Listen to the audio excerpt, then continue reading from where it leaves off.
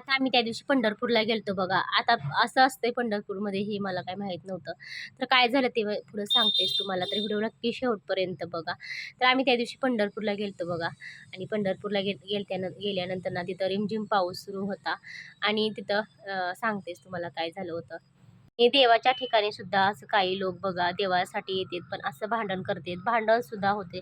आता आम्ही देवाला गेलतो बघा, तेच मी 10-15 मिनिटं ना आम्ही तेच तर बघत बसलो होतो. तर काही ठिकाणी बघा आता त्याचा काही व्हिडिओ मी शूट केला नाही बरं का असं.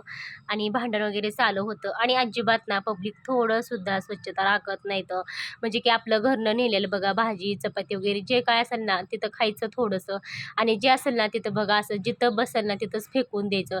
म्हणजे की एका साईडला फेकायचं नाही इतका म्हणजे की जेवढं म्हणजे आता ते बघा शेवटी अन्न हे ब्रह्म असतंय पण त्याचं पण थोडंसं निगा राखली पाहिजे. ते एका साईडला म्हणा, एका जनावरांना म्हणा, शेवटी कुत्र्याला म्हणा असं ठेवायचं असतंय.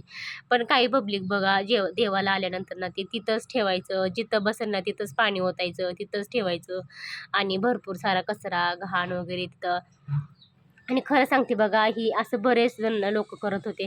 मला तर ते अजिबातच आवडत नव्हतं. आणि तिथं कुंडलिकाच्या मंदिरापाशी बघा, तिथं पण ते तसंच चालू होतं. घाण वगैरे काही लोकं ना कपडे म्हणजे की आपलं अंघोळी वगैरे केलेलं बघा, ते कपडे वगैरे तिथंच फेकून द्यायचं आणि तिथंच टाकायचं. आता आपण जे कपडे आणलेलं असतं बघा, ते अंघोळ केल्यानंतर धुवायचं आणि आपल्या घरी न्यायचं असं काही नाही. तर काही लोकं ना तिथंच फेकून, तिथंच टाकून तसंच ठेवून जायचं तिथंच.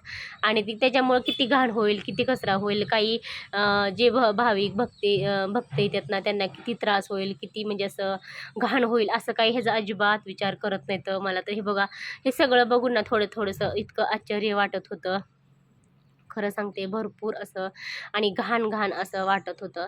तर असे काही लोक असते तर देवासाठी आलं ना आपलं थोडंसं सुद्धा म्हणजे स्वच्छता नाही, जिथं बसल तिथंच फेकायचं, तिथंच कचरा करायचा. आणि महाग तर एवढं सांगते तुम्हाला, अक्षरशः भरपूर असं महाग होतं.